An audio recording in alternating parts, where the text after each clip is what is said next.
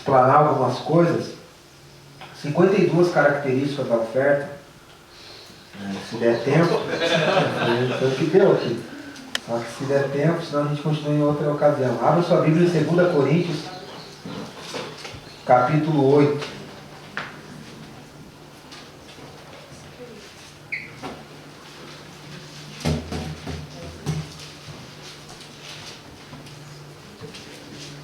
Segunda Coríntios capítulo 8, você fica com a Bíblia aberta aí, nós vamos estudar 2 capítulos.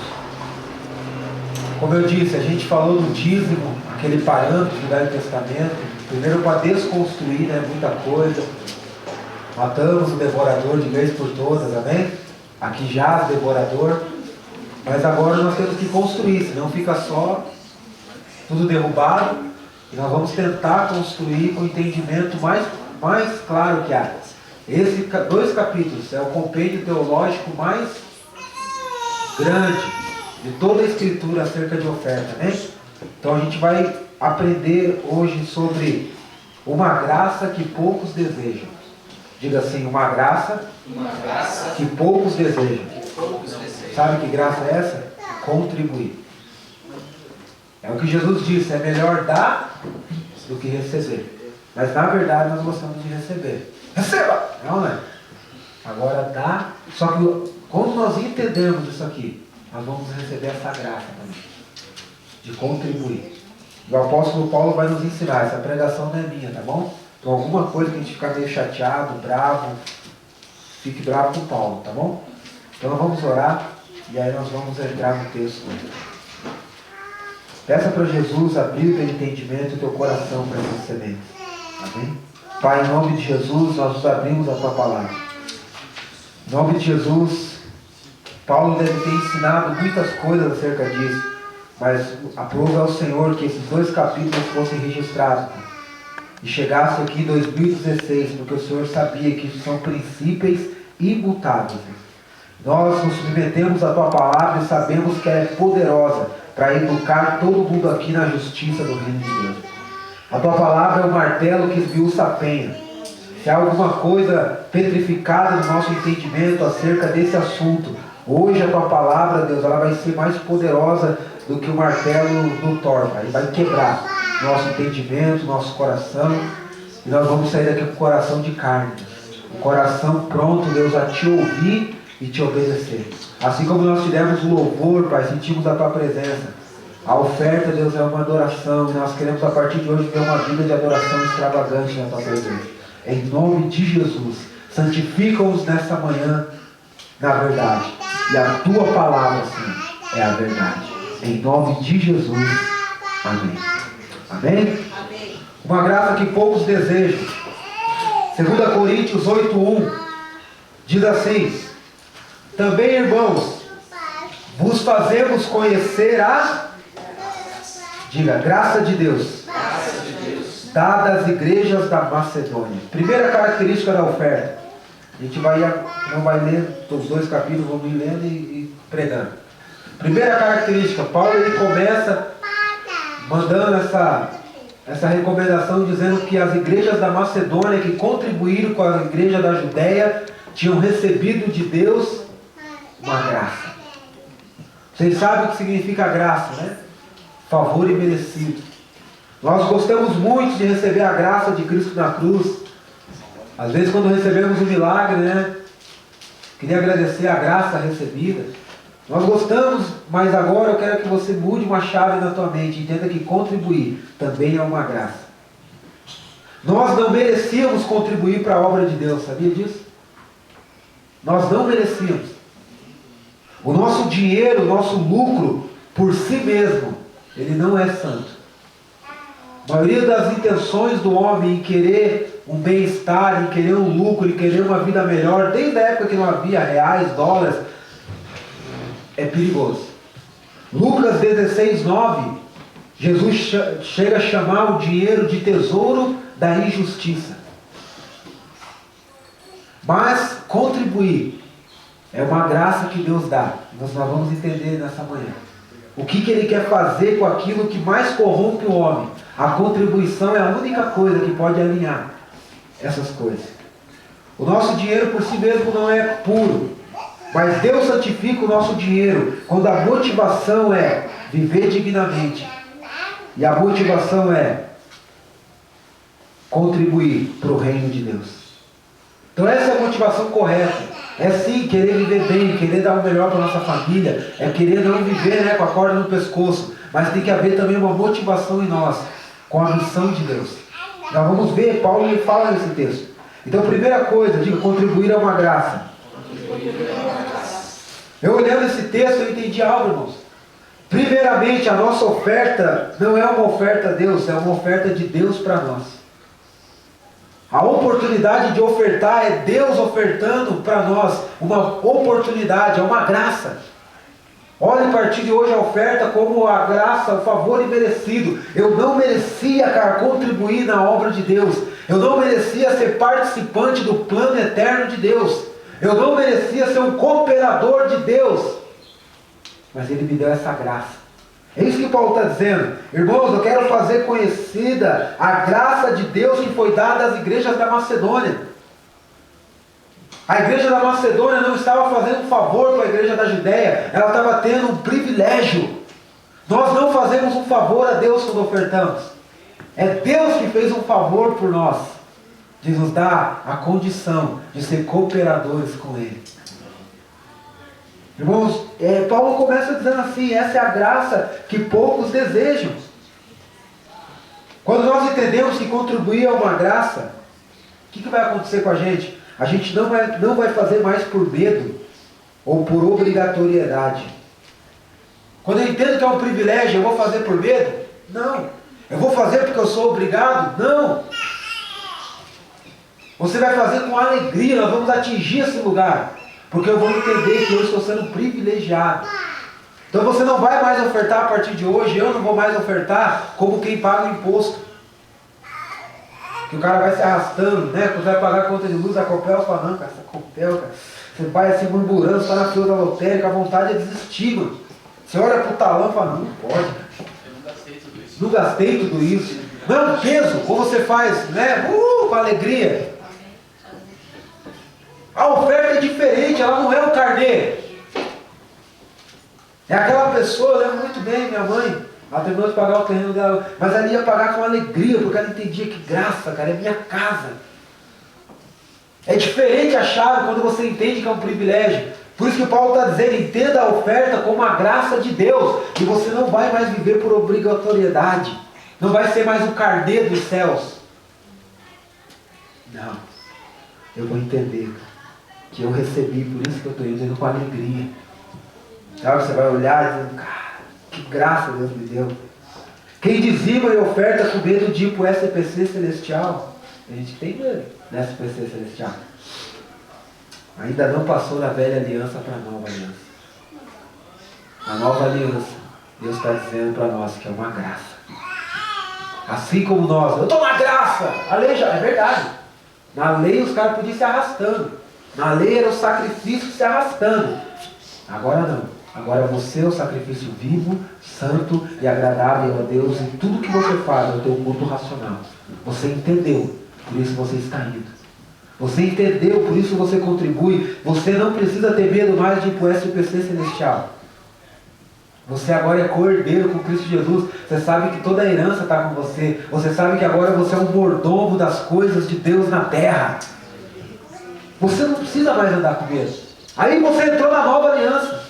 Aí você entendeu que aquela era só por fora. Aquela era sombra. Aquela era o WhatsApp. Mas agora, de fato, em Cristo Jesus, eu posso entender que contribuir é uma graça. Contribuir é uma graça. Isso significa que contribuir é um privilégio. Ou a partir de hoje, quando você tiver a oportunidade de contribuir para alguém, contribuir para as causas do reino, vá, cara, assim, ó, que privilégio. Obrigado, Deus, por me dar a oportunidade. Amém? Primeira coisa da oferta, contribuir é uma graça. Olha o que ele continua dizendo. Também, irmãos, vos fizemos conhecer a graça de Deus, dada às igrejas da Macedônia, como que em muita prova de tribulação. Alguém tem outra tradução? Pode falar aí. Em vez de grande prova, de grande tribulação. Preciso que vocês fiquem com os textos abertos. Nós vamos. Hã? Pode falar. Todo mundo está com a revista corrigida?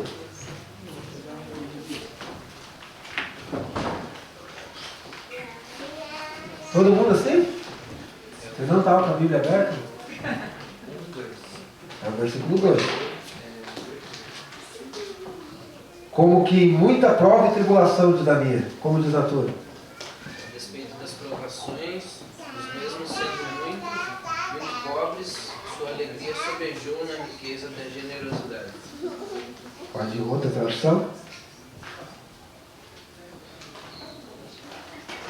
Segunda coisa, grande tribulação. O que o Paulo estava dizendo? Ele estava em crise também. A igreja da Macedônia era quase tão pobre quanto a igreja da Judéia. Então Paulo libera o segundo princípio. A boa situação financeira não deve ser um pré-requisito para alguém contribuir. Esse é um outro sofisma. A igreja da Macedônia não estava nadando na grana. Eles não estavam sobrando. Eles não estavam dizendo, mas nós estamos aqui, vamos ajudar aqueles mendigos lá da Judéia, porque não. Eles também eram um lugar pobre. Paulo está dizendo que aquela grande tribulação, historicamente o mundo passou uma crise. Afetou mais a Judéia. Mas Macedônia, as igrejas da Macedônia, entenderam que era uma oportunidade.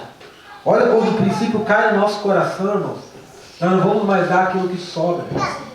Nós vamos andar em continuidade. A igreja da Macedônia começou a contribuir no momento em que qualquer economista diria, isso é loucura. Não façam isso. Você entende? Como eu disse, eles eram quase tão pobres quanto a igreja da Judéia, mas eles entenderam, cara, é uma oportunidade de contribuir. O interessante é que Jesus, quando vai ensinar sobre oferta, Jesus não era bom. Ele não tinha feito o curso certo. Porque geralmente quando faz o culto de prosperidade, você chama para dar os testemunhos, né? Você chama aquele cara que está pulando de roubo, aquele que está com treino. Mas Jesus, quando foi dar um show, ensinar para os discípulos sobre oferta, está lá em Lucas 21. Ele falou, vou dar um exemplo para vocês de ofertante, uma viúva pobre. Esse é o segundo princípio. A situação financeira adversa ou apertada, ela não é um pré-requisito para mim ter um coração que contribui. Porque a igreja da Macedônia talvez podia olhar para a possibilidade dela e dizer assim, não, cara, eu até queria ajudar, Deus conhece meu coração, mas... A viúva pobre é a mesma coisa. Lucas 21, Jesus, ele sentou do lado do gasofilaço. Tem gente que acha que na hora da oferta o capeta entra na igreja, né? Não, mas Jesus estava lá.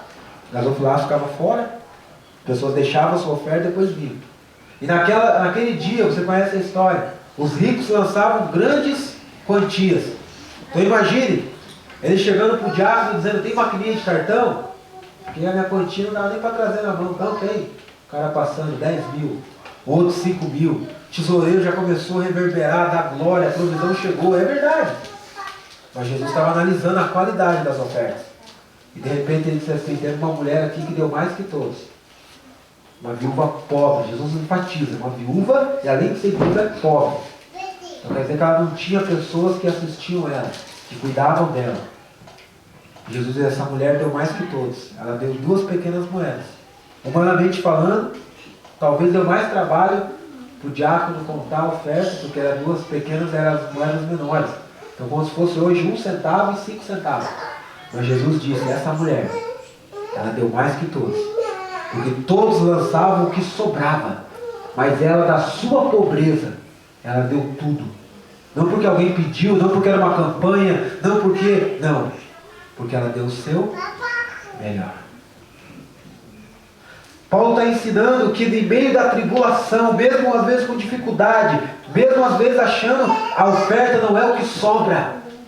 O que determina a qualidade de uma oferta não é o quanto eu dou, é o quanto me sobra depois que eu dou.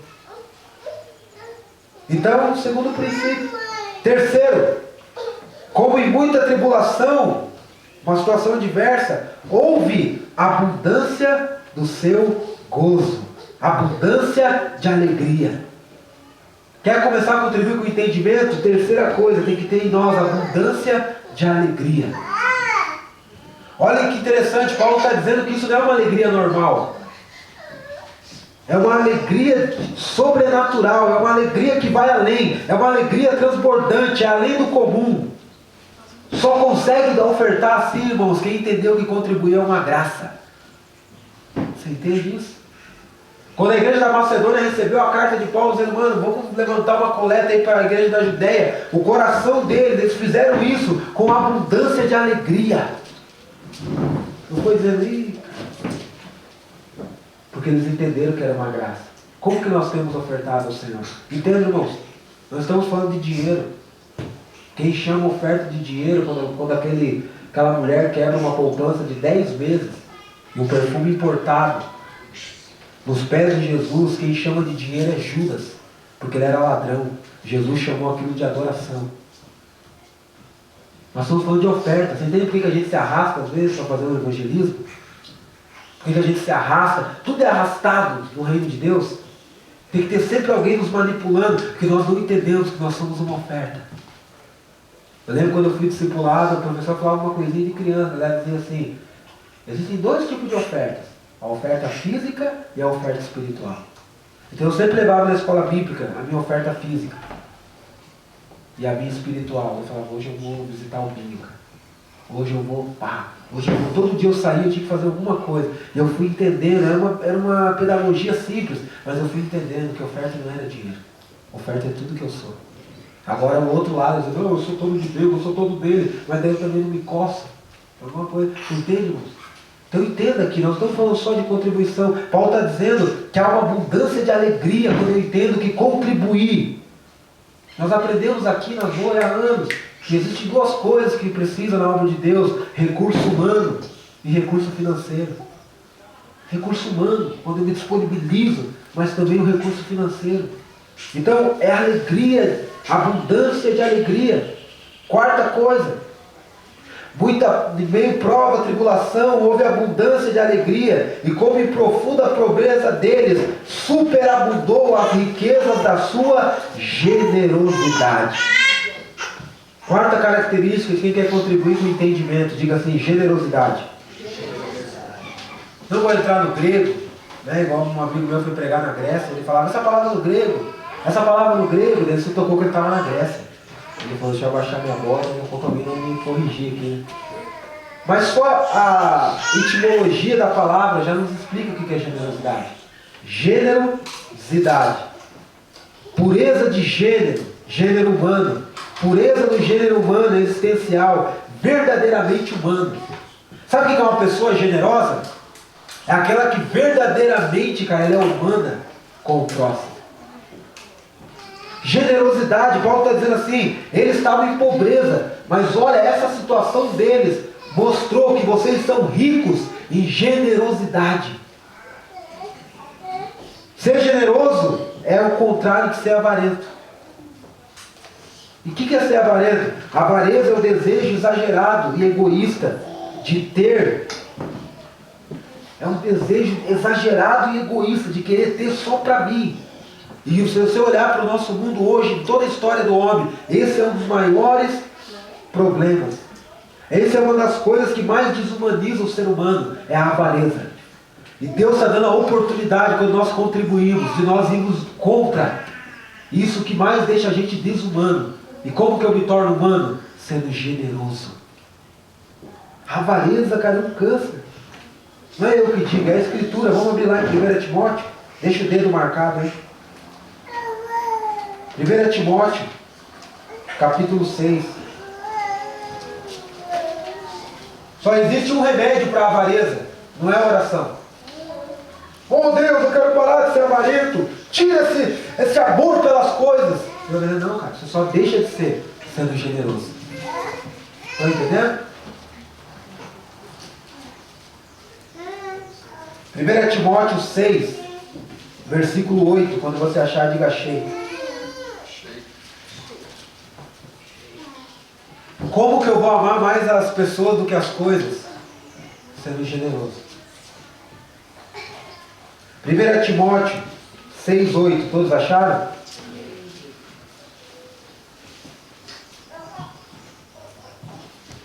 A avareza é o desejo exagerado e egoísta de ter, só para mim. Olha o que diz a Escritura, 1 Timóteo 6,8. Tendo, porém, sustento e com que nos vestir, estejamos contentes. Não se prenda à expressão cultural. O que Paulo está dizendo aqui com essas duas coisas, comer e vestir?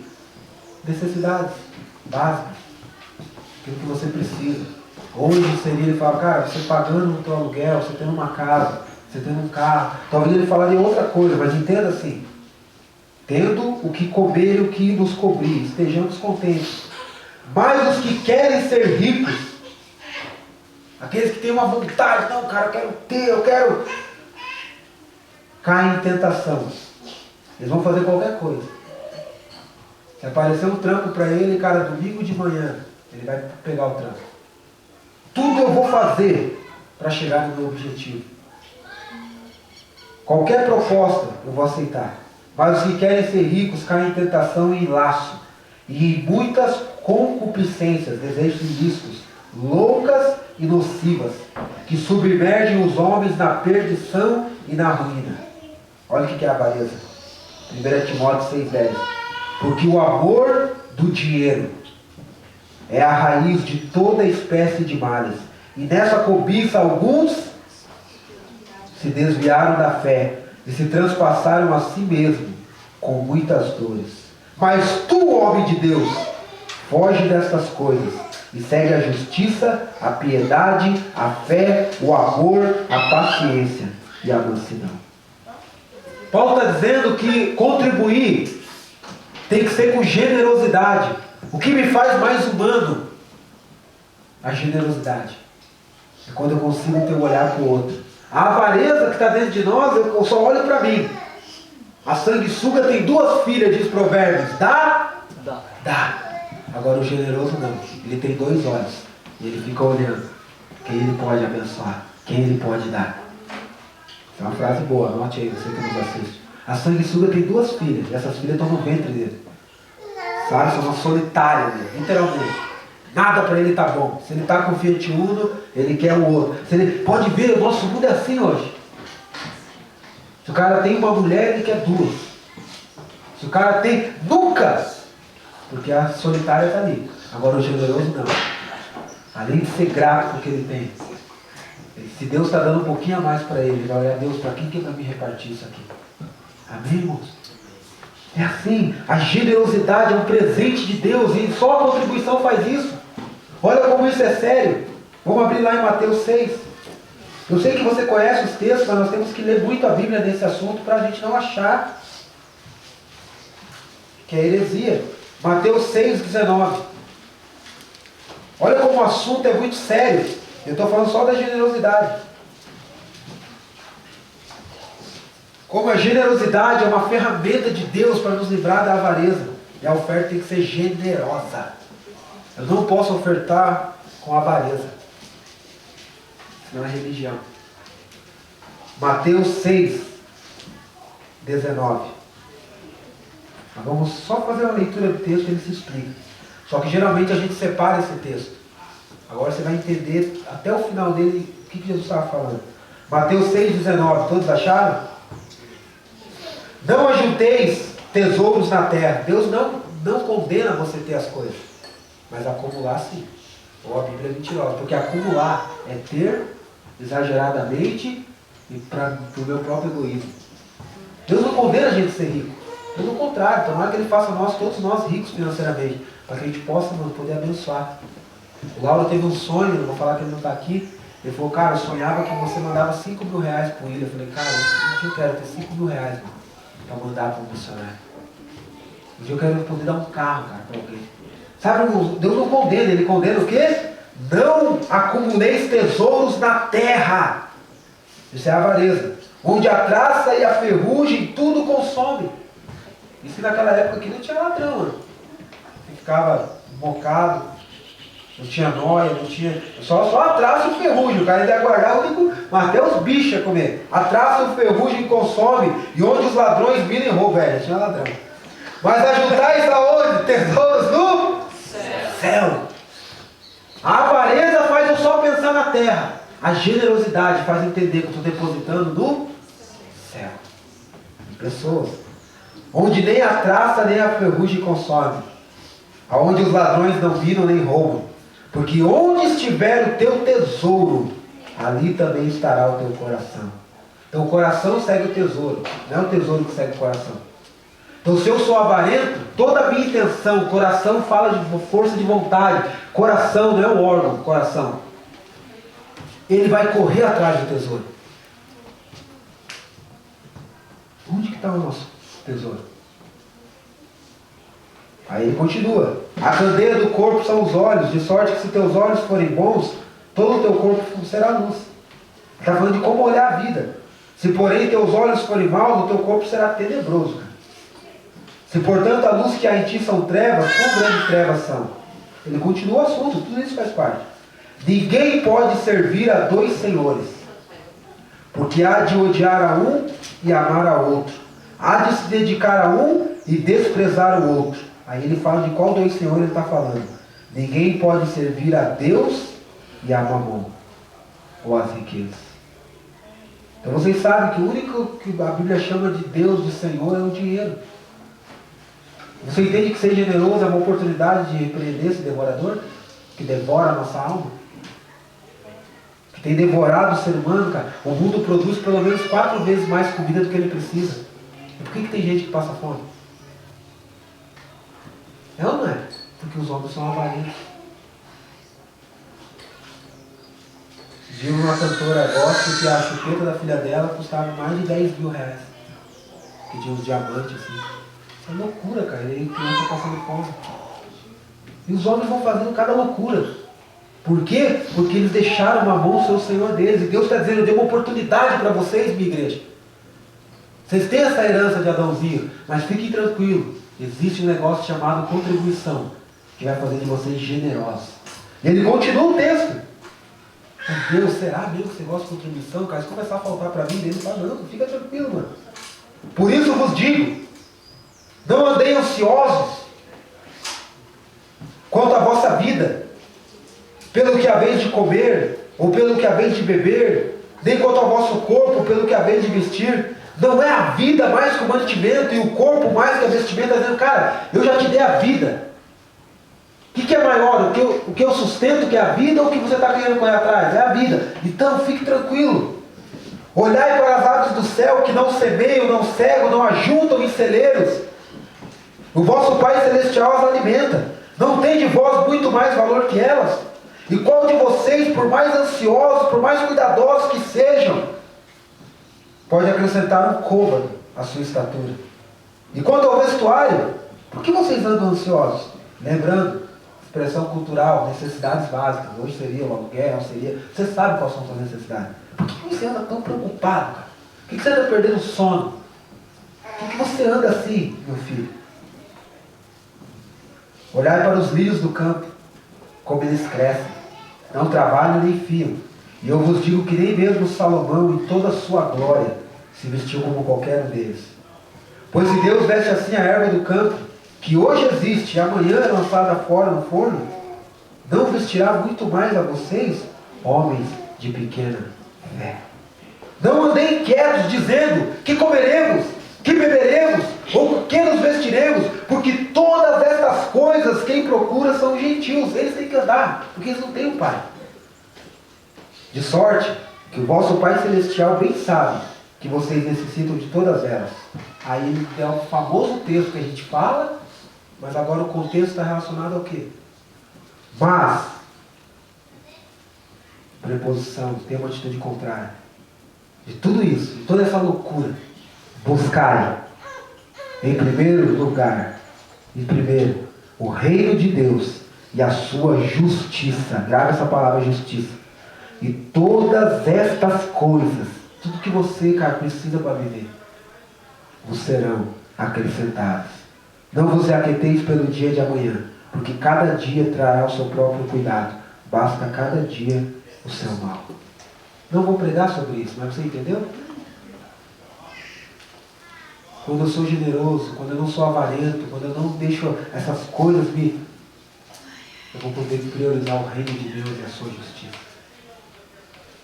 Então, irmãos, volta lá em 2 Coríntios 8.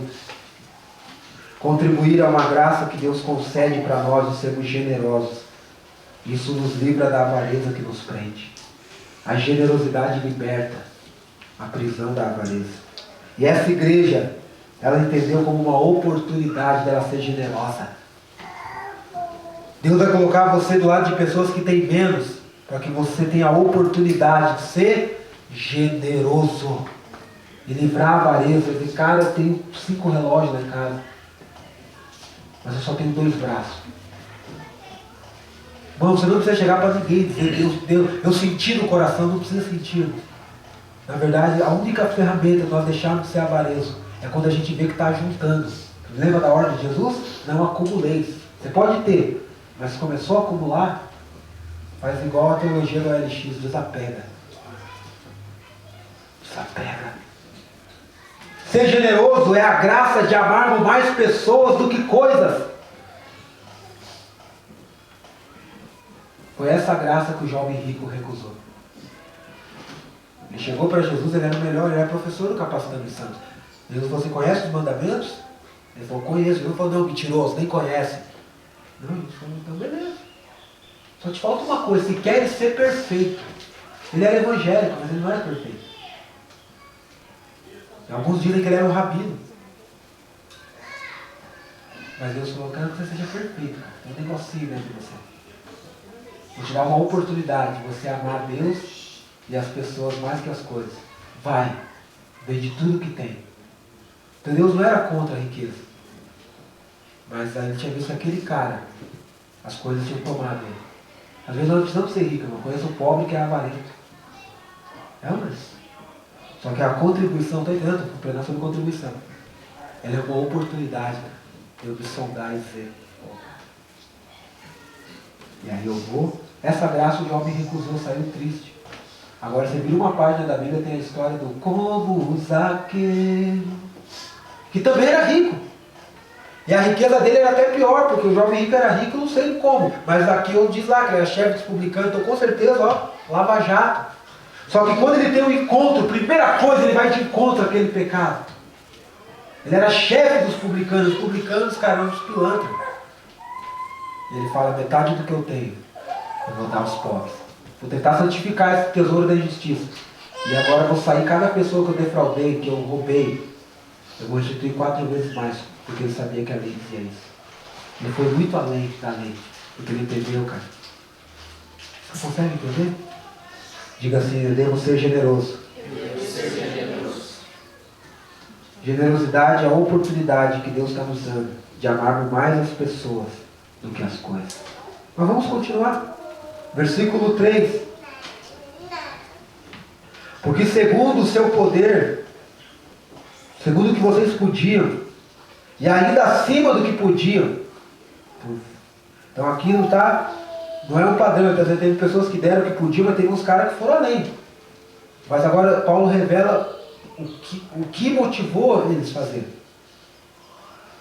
Deram voluntariamente.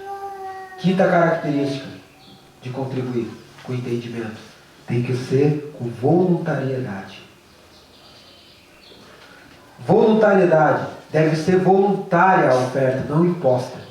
No reino de Deus não tem imposto. No reino de Deus, cara, não tem obrigação. Tem que ser voluntariamente. Ah não, mas cada um, a gente fala, não, mas se o cara deu porque ele quer. Não, às vezes o cara é manipulado pela sua própria cobiça. Mas o que é voluntário? Temos que entender essa palavra, uma definição bem legal. Voluntariedade é dirigir prontamente a vontade e direção da vida. Voluntariedade é sempre no sentido do outro. É isso que Paulo está dizendo. Por isso que quando eu falo assim para você, você vai dar 10 e vai ganhar 100. Bom, o cara já levanta, está dando porque quer. Mas o outro não é o objetivo dele. O objetivo dele é ele. Isso não é voluntariedade. Isso é um egoísmo educado. Parece, o fim para aquela oferta vai cair aqui, eu vou mandar para o William. Eu posso até pegar aquilo e fazer a coisa certa, mas o teu coração não está correto. Porque voluntariedade é me mover em direção do outro. Você já vai entender isso. Salmo 51, Davi ora dizendo, Salmo 51, 10, sustenta-me Deus com o espírito voluntário. Eu tenho que ser sustentado com o espírito voluntário. Salmo 51:10. Quem contribui de maneira voluntária não dá por obrigação religiosa. E quem não dá por obrigação religiosa sempre dará o seu melhor. Por isso que a voluntariedade é importante. Teve uns que deram segundo o que podiam. Teve outros que foram atrás, venderam alguma coisa, igual a igreja de Atos fazia, mas foi porque eles quiseram também. Mas tudo partiu de um coração que se moveu em direção do outro, não de si mesmo. Voluntariedade gera boa vontade. O pessoal faz de boa vontade. Não é LBV, mas é uma legião da boa vontade. Agora o contrário de voluntariedade, se voluntariedade é boa vontade, obrigação religiosa, sabe o que é? Má vontade. Sabe quando a pessoa faz? Já pediu alguma coisa para alguém? E a pessoa até faz, mas faz com uma má vontade, com um bico, com uma cara que você faz, cara, é melhor não ter feito. Deus olha para o nosso culto, às vezes fala, cara, é melhor você não ter feito. Pode ler. Pode ler o livro dos profetas, Malaquias inteiro é uma mensagem dizendo, cara, era melhor vocês não terem vindo.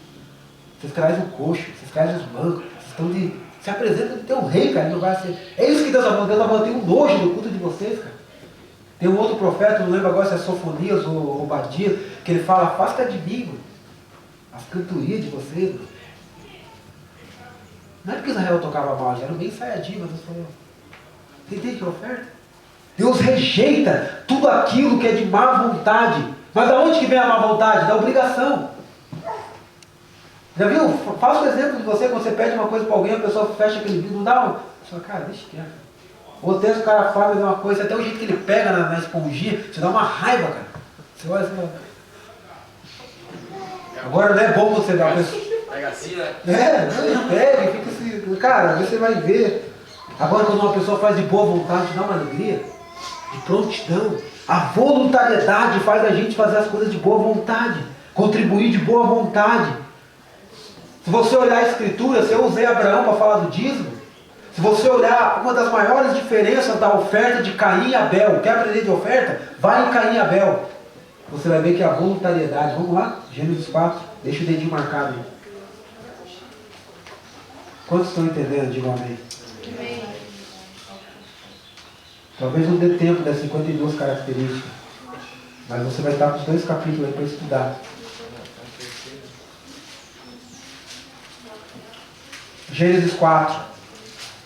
Que a gente lê Caim e Abel e acha que é uma historinha, cara, de criança, maluco, Abel, primeira vida louca da história. Não, irmãos, aqui tem voluntariedade. Deus não aceita, no reino de Deus, todo sacrifício tem que ser voluntário. Mas na lei era pedagógica, Deus estava treinando, mas agora nós temos o Espírito. Olha como esse maluco, o primeiro cara que ofertou, cara, comece a ler Gênesis e entender as coisas, tudo que acontece por primeiro, você tem que atentar. Gênesis 4, todos acharam? E conheceu Adão e Eva, namoraram na horizontal, sua mulher, e ela concebeu e teve Caim. Geralmente a gente pensa que Abel é o mais velho, mas Caim é o primogênito. Ele deveria dar o exemplo. Ele deveria, mas nem sempre idade, nem sempre primeiro, quem chegou na igreja tem mais maturidade. Mas olha que interessante.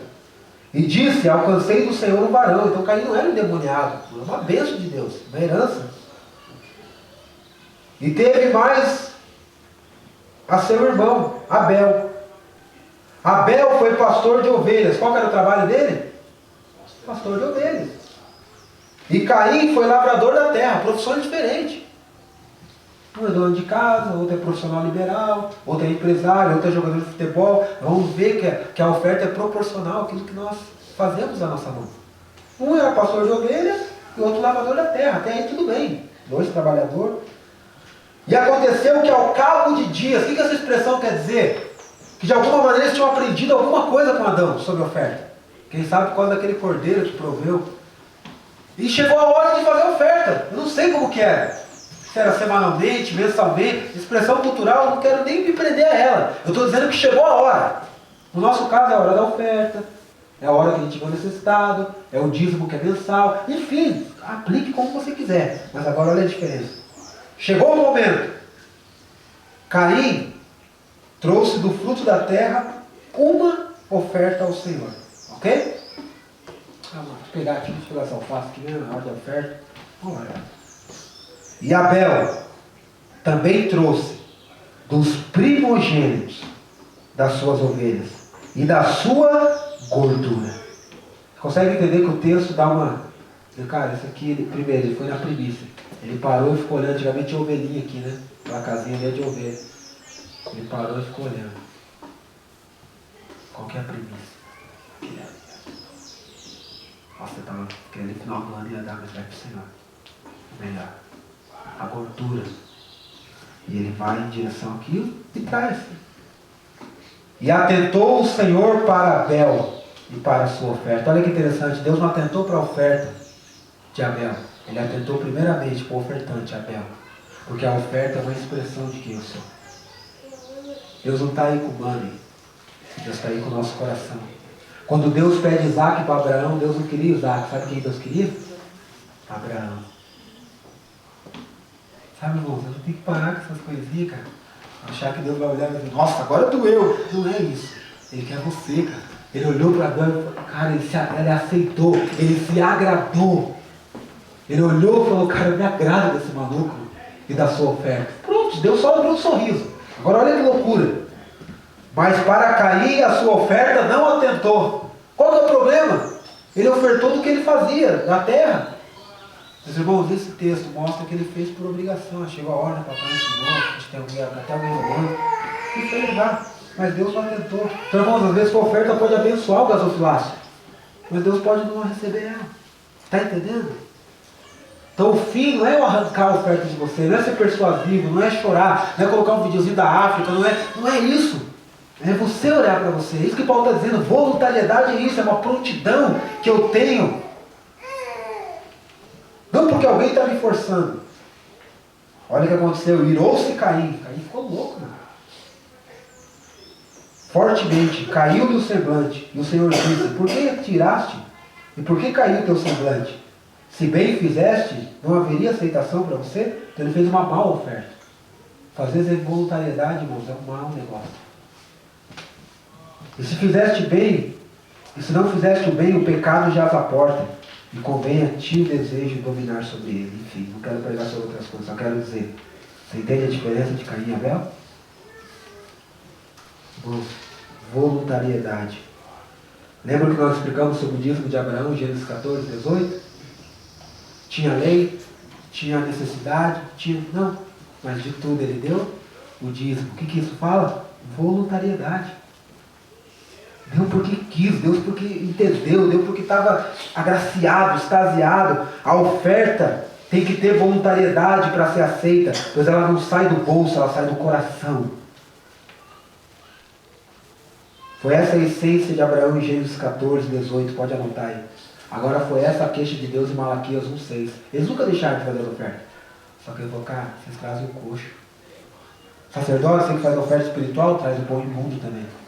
Por causa, eu não estou aceitando isso. Parem de fazer esse ritinho de vocês que não cola. Jesus deu o maior exemplo disso, de voluntariedade. João 10. Eu sou o bom pastor. E o bom pastor dá a vida pelas ovelhas. É, né, cara? Tem que ir lá, né, pai? Tem outro jeito, né? Vou morrer para esses caras, eles vão para o inferno. Não. Ele falou assim, ninguém tira a minha vida. Eu voluntariamente a dou.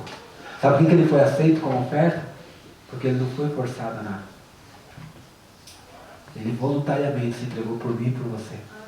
Então Deus não aceita nada, irmãos, que não seja de maneira voluntária. Amém? Vamos para o versículo 4, senão nós vamos chegar lá. Pedindo nós com muito rolos a graça e a comunicação desse serviço que se fazia para os santos. O que é contribuir? Contribuir é uma comunicação de serviço. Contribuição, irmãos, é um serviço do reino de Deus. Quando você fala, Deus, eu quero servir na tua obra. Beleza. Contribuir é um serviço. Ele está falando assim, vocês comunicaram esse serviço.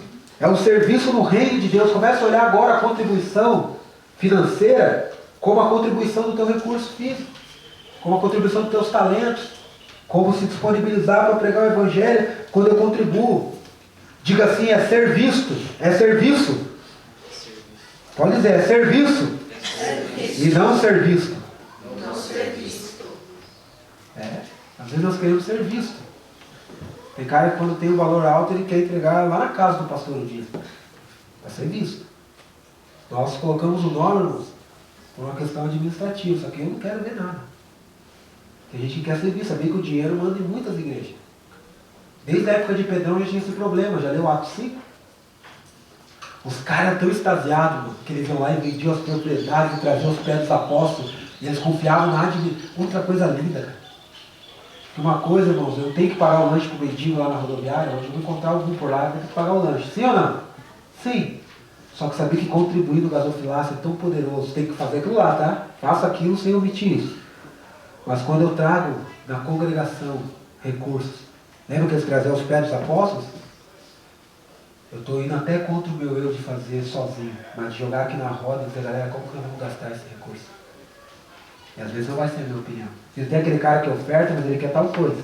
Se não o pastor não fizer, ele... Você está entendendo, irmão? Ananias e Safira começou a ver, e aí Barnabé foi quisto como um bom cara, porque fez uma oferta, e todo mundo fazia, o que eles fizeram? Vamos ser visto. Eles entenderam que a oferta é um serviço.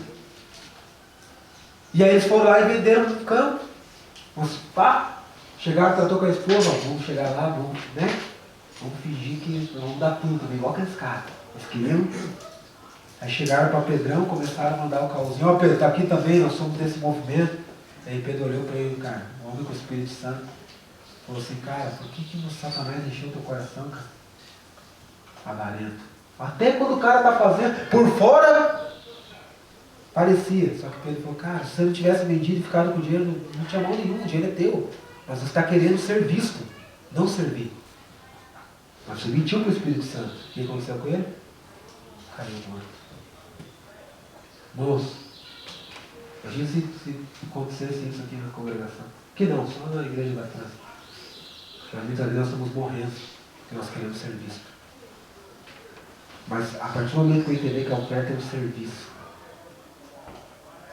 e Jesus é o maior exemplo do serviço. Filipenses 2,5, tem de vós o mesmo sentimento que houve em Cristo Jesus, que mesmo sendo Deus, olha a oferta, não usurpou ser igual a Deus, antes esvaziou-se a si mesmo, tomando a forma de servo e sendo obediente até a morte, e morte de cruz. Serviço, é um serviço, cara. Quer servir a Deus? Serve ao Senhor com alegria. Então eu vou, a partir de hoje, ter uma vida de contribuição com o entendimento. Mas vamos continuar, versículo 5. E não somente fizeram como nós esperávamos, mas também a si mesmos se deram. Viu que a oferta não é aquilo ali que eu estou dando, é a si mesmo que eu estou me dando. A si mesmos se deram, primeiramente ao Senhor, e depois a nós, pela vontade de Deus. Próxima característica, contribuir. Talvez é uma das poucas oportunidades, não vou falar que é a única porque eu não parei para pensar se tem outras, mas que nós podemos cumprir os dois grandes mandamentos simultaneamente. Lembra de Mateus 22:37? Qual é o grande mandamento? Amarás o Senhor teu Deus, né? Em primeiro lugar. Mas o segundo é semelhante, amarás teu próximo como a ti mesmo. Paulo está dizendo assim, ó, quando vocês fizeram a sua oferta, primeiramente vocês fizeram ao Senhor. Não, mas a oferta caiu na conta da igreja da Judéia. Os R$725 eu depositei na conta da Márcia. Mas Deus está dizendo para nós, vocês fizeram primeiramente ao Senhor e depois a eles. Nós temos que cumprir os dois mandamentos. Nós amamos a Deus e amamos ao próximo numa pancada só. É isso que Paulo está dizendo. Olha como é poderoso isso. Ele diz lá em Hebreus 7, quando a Mara fez a oferta, ela já explicou que quando o cara não está entregando ao sacerdote de carne e osso, mas está entregando. Você entende esse jogo? Essa ambiguidade? Primeiro ao Senhor, depois às pessoas. A oferta é a única coisa que pode fazer isso. Mateus 25, quando Jesus vier separar as ovelhas dos bodes, ele vai dizer assim, ó servo bom, eu tive fome e você me deu de comer. Eu tive sede e você me deu de beber. Eu estava nu, estava com frio, você tirou o moletomzinho da van e me cobriu. Eu era um forasteiro, um haitiano, um ganês, um sírio, um desabrigado. E você me acolheu. Não, você não pirou, mano, eu nunca fiz isso. Olha que o cara acha que faz com o coração tão... Mas não, todas as vezes. Eu anotei aqui, que Provérbios diz aquele que dá o pobre ao Senhor empresta. Você entende? O Senhor não precisa de nada, mas quando eu toco os dois. Ele falou, cara, lembra aquela vez que levou aquele manto do sangue? Eu estava comendo. Lembra aquela vez que você levou aquele socorro? Lembra a vez que você, por amor a mim, você ofertava e essa oferta foi usada na evangelização? Então, parou para pensar nisso? Que louco! A oferta primeiro ao Senhor, depois às pessoas, mas é simultaneamente. É verdadeiramente uma oferenda. Lembra no Velho Testamento, eles faziam uma oferta de cereal, só que Deus não via comendo. Hoje tem religiões que ainda fazem, coloca lá a galinha, coloca... É verdade, Deus chama de oferenda. Agora Deus foi mais esperto, Ele criou a oferta, colocar quem vai comer é o Deus, mas eu também recebo. Quem está comendo lanche ali é o cara. Quem está sendo abençoado com a vestimenta é o fulano. Quem está sendo sustentado no ministério é o ciclano. Mas está subindo para mim. Ao mesmo tempo, verdadeiramente Deus recebe através de nós. Tem uns piano aliança que comem. Os caras, viu? Tem mais proveito. Eu de uma coisa, eu pegava cigarro ali no cemitério, nós passava para ir pro colégio, daí não tinha o cruzeiro que eles falam. Pegava o bergo, viu? Então, mano, não bala, Pamela. Faça aquilo que Deus está recebendo, tá? Amém? Quantos estão entendendo? Digo amém. Versículo 6. Olha que interessante. De maneira que exortamos a Tito, que assim como antes tinham começado, diga começado, assim também acabe essa graça entre vós. Outro princípio. Na oferta não existe muito ou pouco. Tito tinha começado e agora ele ia terminar. Na oferta existe começo e complemento. Sabe? Começo, tudo e complemento. Às vezes nós achamos que o que eu tenho é pouco. Não, irmão. Existe um começo, existe um complemento. Toda oferta é importante para o objetivo final. Então, cara, é tão gostoso, cara, que não é quem tem muito, quem tem pouco. Eu lembro a primeira vez que eu pastoreei, sempre quando eu fazia alguma coisa, não estou dizendo que vai ser feito assim, expressão cultural, esquece. Mas eu ia fazer uma pastelada na igreja. Pergunta minha mãe, nós colocava uma caixinha e falava assim, galera, nós queremos fazer a pastelada, R$300. Então você vai ali, vai pôr a sua oferta, e nós vamos chegar nesse valor. E ninguém sabia, irmãos, quem deu, quem não deu, quem deu R$1, aquele irmão que deu 200. Eu chegava nos 300, o que você faltava, pegava no caixa da igreja, todo mundo comia igual. Quando eu olhava, não sei se é porque eu fui socialista, mas eu olhava assim e falava, cara, isso é igreja. Estava lá, mano, eu sabia. Às vezes eu até sabia, o irmão pode ter dado, que você viu uma nota de 100, e às vezes uma moedinha, mas quem estava comigo, ninguém sabia. É isso que ele está dizendo, a oferta, existe um começo. Eu não cheguei para ele e falei, William, estamos mandando R$725, né, o irmão tal deu 150, irmão. Não, ele falou, cara, obrigado, cara, agradece a igreja, mano. Ô, delegado, pô, cara, estão entendendo, galera? Como a oferta é um princípio, cara, maravilhoso. Existe um começo, Paulo falou assim, ó, lembra que Tito começou, galera? Agora tem que fechar aquela parada. Existe um começo e um complemento. Isso é maravilhoso, cara, não existe muito e pouco. Versículo 7, vamos apurar. Quando faltar 5 para as 11, você fala amém e fala, ó, 5 para meio-dia. Versículo 7, isso é tremendo, cara. Portanto, assim como em tudo vocês são abundantes na fé, fé espiritual ou é material? Espiritual. Na palavra, espiritual ou material? Os dois. Também, mas vamos ser bem crente hoje. Aquele irmão de fé, aquele irmão que conhece os versículos, tá? Ele está falando. Na ciência, aquele irmão que conhece o marxismo cultural, os caras da ciência, os poliglotas, né? Só tem cogrodita no nosso grupo. Os caras bons. Em toda a diligência, aqueles caras que são diligentes, quando vão fazer uma coisa na igreja, sabe? A lembrancinha das crianças que a Ju faz. Pessoas de excelência. No vosso amor para conosco. Assim também, vocês abundaram nessa graça. Que graça que ele está falando? Da oferta. Talvez Paulo usa muita graça. Por isso que o título da mensagem é a graça que poucos querem. Sabe o que Paulo está dizendo? Outro princípio. A oferta expressa a nossa realidade espiritual. Ele falou, cara, sabe por que vocês foram tão prontos? Sabe por que vocês superabundaram nessa graça de contribuir? Porque vocês são homens de fé mesmo. Homens da palavra, homens do amor, homens... Coisas que não parecem que não são palpáveis. De fato vocês são, porque agora... Estão entendendo? A gente separa a vida espiritual da vida financeira. A gente tem esse costume. Mas Paulo está dizendo o contrário. Cara, vocês são assim. Essa comprovação que realmente vocês são da palavra. Que realmente vocês são da fé. Que realmente vocês são do amor. Que realmente vocês são diligentes na obra do Senhor. Não tem separação, irmão. Lembra? Abel e a sua oferta. Está ligado. Nós vamos continuar, versículo 8. Não digo isso como quem manda, porque no reino de Deus não tem isso. Paulo tinha que fazer tenda, irmãos. Paulo tinha muitos membros que ele ganhou para Jesus. Se o dízimo fosse um imposto, na época dele ele vivia tranquilo, de camaro amarelo.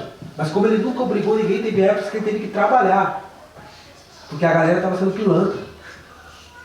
Mas ele trabalhou e ele diz assim, ó, não digo isso como quem manda, mas para provar, pela diligência dos outros, a sinceridade do vosso amor. Sabe o que Paulo está dizendo? Que ofertar é uma oportunidade de amar na prática. Na prática. E aí ele diz qual é o exemplo desse amor na prática. Versículo 9. Alguém pode ler? Enquanto toma água aí. Pois conheceis a graça de nosso Senhor Jesus Cristo, que sendo rico se fez pobre, por amor de vós, para que pela sua pobreza vós tornasseis ricos. Ele fala, o exemplo é esse, irmãos.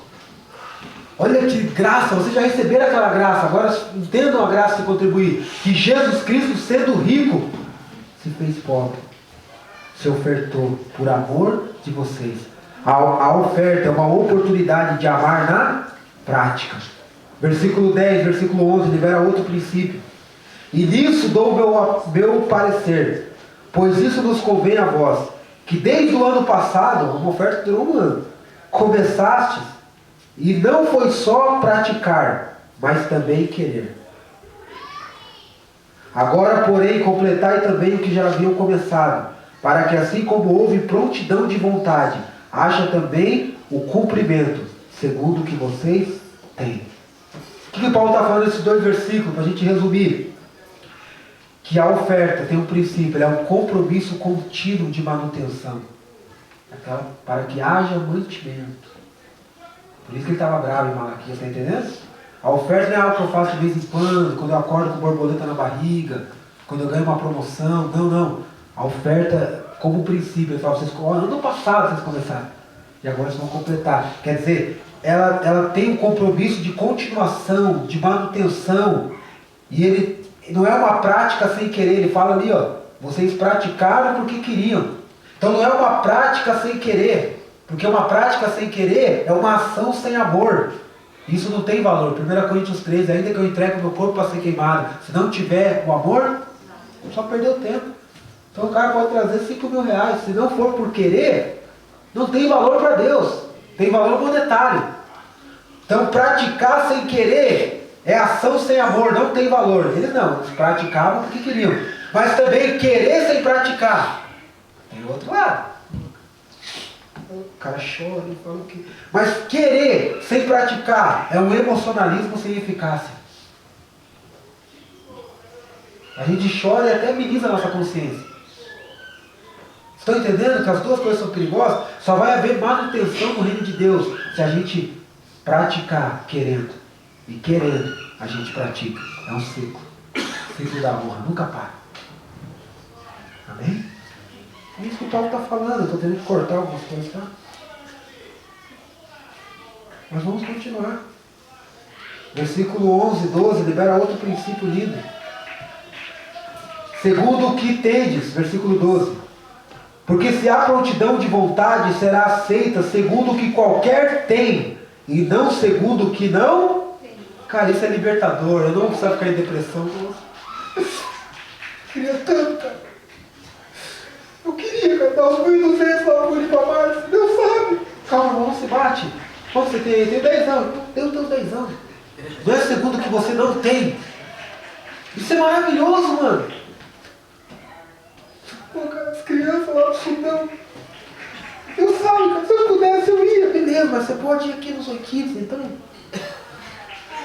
Não vai trazer peso, por isso que João diz, os mandamentos do Senhor não são pesados. Porque Paulo está dizendo, galera, a oferta é proporcional. Por isso que eu gosto do princípio do dízimo, assim, no sentido de ser 10%, porque não existe que o dízimo maior. Pode, cara, um jogador de futebol congregar aqui e dizer, não, o dízimo é o maior da Zoe, porque ele ganha 100 mil e dá 10 mil. Não, cara, quanto que você dá? 10%, né? Quem ganha 800, dá 80 reais, dá tendo 10%, porque não tem dízimo maior. Até nisso Deus é esperto. Cara, a Bíblia não queira ser mais esperto que Deus, não. Deus é mais esperto que nós. Às vezes quer ser mais esperto que Deus, cara. Não existe. É proporcional. Paulo está dizendo segundo o que eu tenho, não segundo o que eu não tenho. Isso não é libertador, eu não preciso ficar em depressão. Eu não preciso me fragelar, eu não preciso chorar. Eu posso fazer. Deus, eu tenho isso aqui. Hoje, Deus, eu não tenho nada. Mas eu vou fazer aquilo outro. Mas amanhã, quando eu tiver, me lembra. Sabe, irmãos? Contribuir proporcionalmente é se eu quero, eu posso contribuir. Diga assim, se eu quero, eu posso contribuir. Proporcional significa que o qualitativo do ofertante determina o quantitativo. Não é o quantitativo que determina o qualitativo. Porque é proporcional. A viúva pobre deu a menor quantia, mas qualitativamente aquela foi a melhor oferta. Porque ela deu segundo o que ela tinha, não o que não tinha. Estão entendendo isso? Estou falando palavras bonitas hoje, né? Ô, doutor, que é um assunto sério, não posso brincar muito. Então, o qualitativo do ofertante determina o quantitativo, não é o quantitativo que determina o qualitativo. Porque é proporcional, cada um contribui segundo o que tem. Então, o irmão lá que tem 2 e dá 1, talvez tenha muito mais efeito que o irmão que tem 30 e dá 1. Aqui, quando bate, aqui está tudo igual. Falo, nossa, que bom, queria agradecer aqui, o Buca deu 1, o Linhares deu 1. Só que lá no céu bate diferente. Quem tem 30 e dá 1 está dando. Estão entendendo, irmão? Isso é proporcional. Versículo 13. Mas não digo isso para que os outros tenham alívio e vocês opressão. Alguém tem outra tradução? Sobrecarga. Olha, cara. Qual a outra? Aperto. Outra coisa. Contribuir com entendimento traz leveza e não peso. Traz alegria e não opressão. Olha que maravilhoso. O que Paulo está dizendo nesse versículo 13, DH? Que a política do reino não é que uns tenham alívio e outros tenham sobrecarga. Não é uns sufocados. Diz que sempre atrás de um folgado tem um sufocado, né? No reino de Deus, a contribuição vai fazer que todo mundo viva proporcionalmente, em equidade. Por isso todos têm que contribuir, para que não pese para um.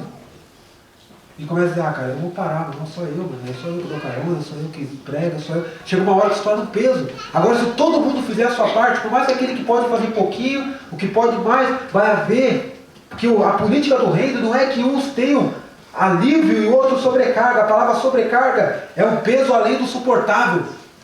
Muitas pessoas, cara, se ferem com a igreja, se ferem com o reino, porque elas querem abraçar e falar, cara, quer saber de uma coisa? Porque alguém estava folgado. Em todos os aspectos, a oferta não é dinheiro.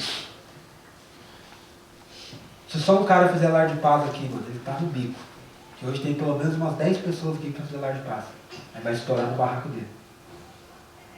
Agora, se 5 pessoas se levantarem, acho que 2 lar. Se 10 se levantarem, fica mais suave.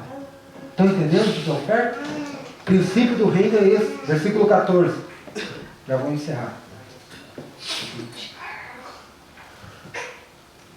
Versículo 14. Então Deus não quer que tenha sobrecarga, mas o princípio da contribuição, mas para que haja, diga aí, igualdade. Nesse tempo presente, a vossa abundância supra a falta dos outros, para que também na sua abundância eles supram a tua falta. E haja, diga aí, igualdade. Contribuir é uma questão de igualdade, só que entenda, aqui não é igualitarismo, utópico. Aqui a igualdade é sinônimo de justiça. Por exemplo, o Bubu, quando ele explodir, vai começar meio mal no Paraná Clube, salário apertado, né? Mas daí, 1 ano e meio, vai dar uma segurada nele para dar uma levantada, ele vai direto para o Atlético de Madrid. Transação, não muito, porque o Atlético de Madrid compra barato para depois vender 100 milhões.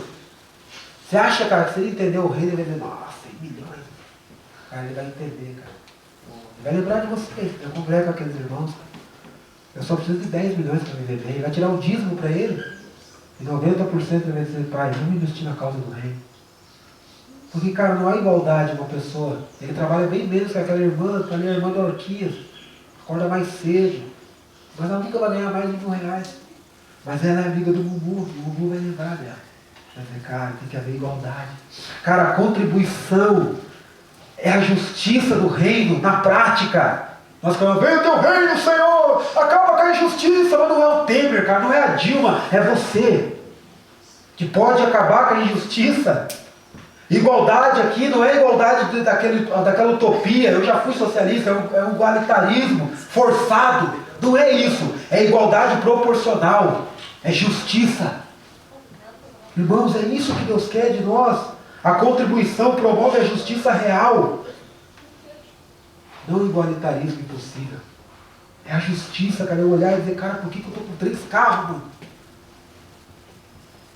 Sabe, irmãos, eu vou começar a me tocar.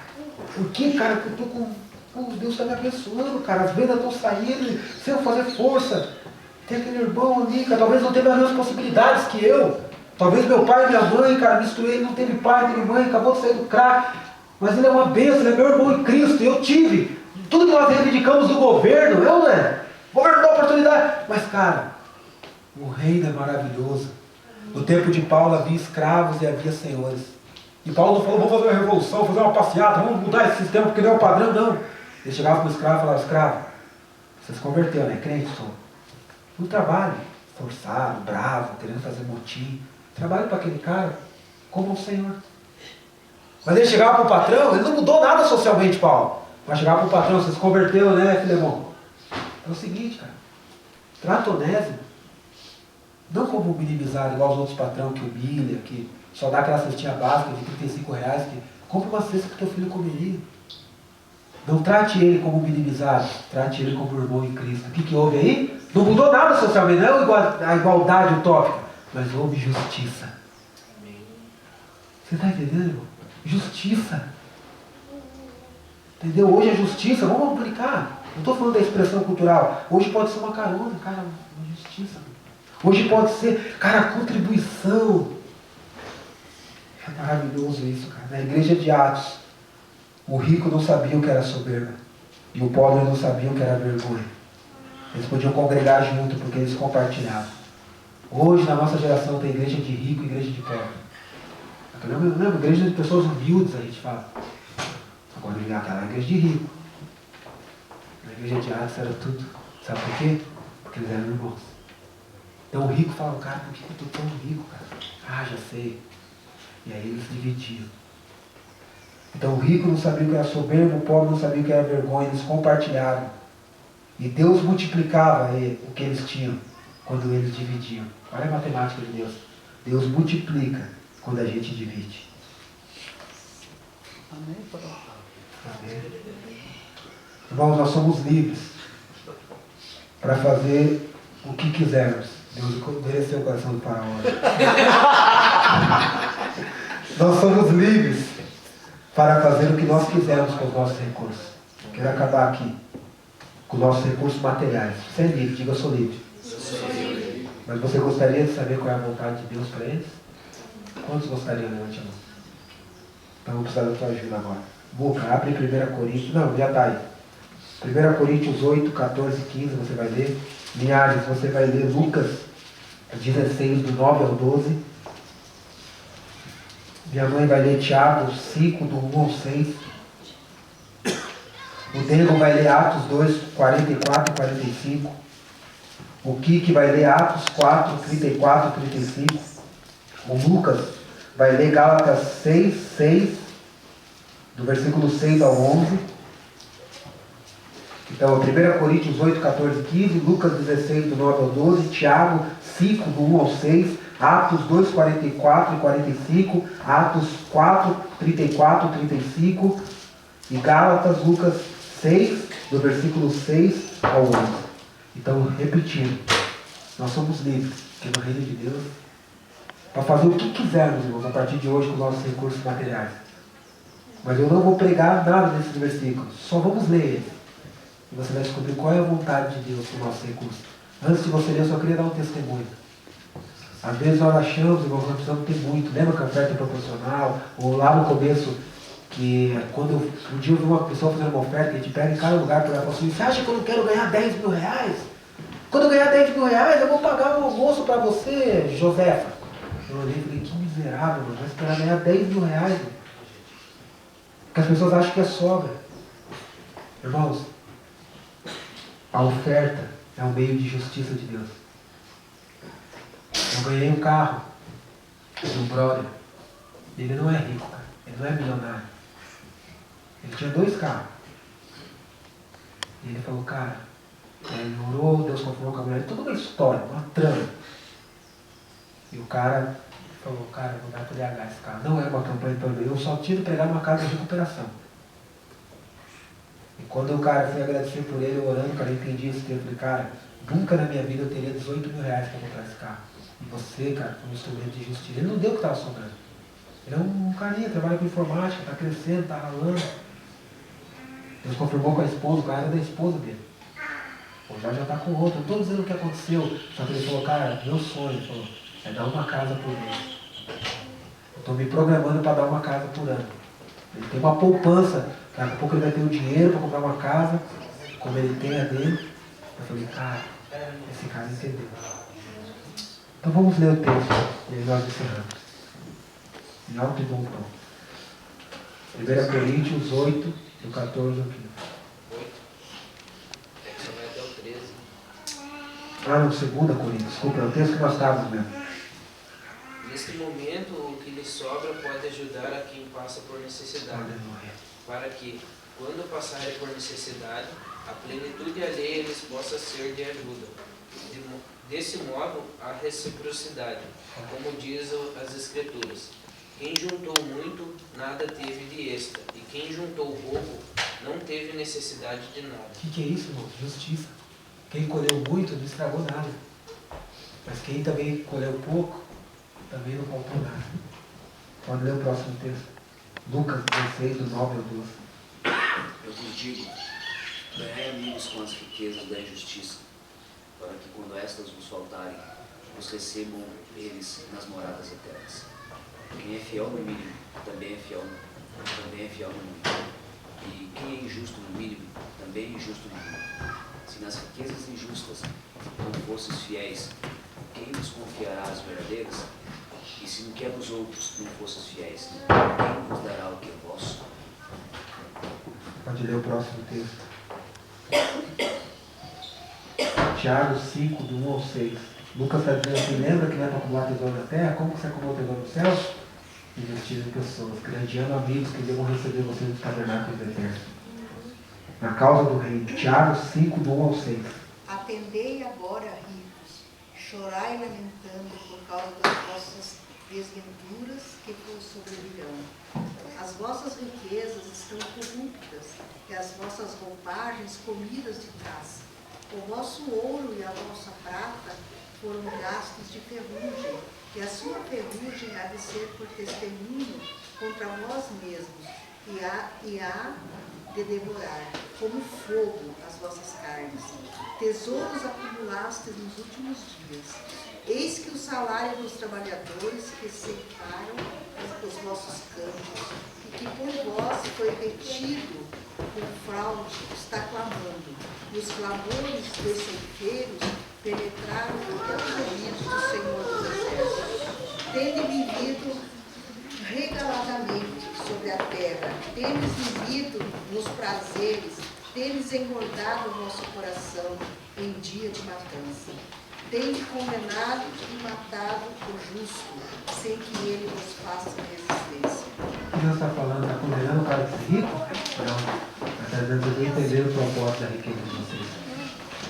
Então, ostentando enquanto tem gente local. Ele vai distribuir. Próximo texto, Atos 2, 44, 45. Todos os que criam estavam juntos e tinham tudo em comum. Vendiam suas propriedades e fazendas e repartiam com todos, segundo a cada um tinha necessidade. Atos 4, 34 e 35.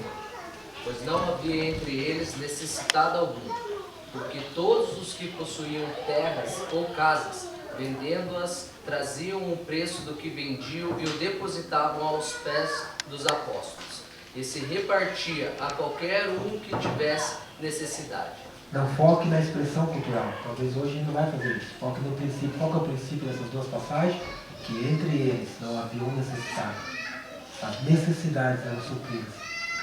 Quando você contribui, entenda para que necessidade seja cumprida. Não estou falando da expressão. Foque no princípio. Gálatas 6, 6 ao 11. O que o homem semear, isso também se fará. Mas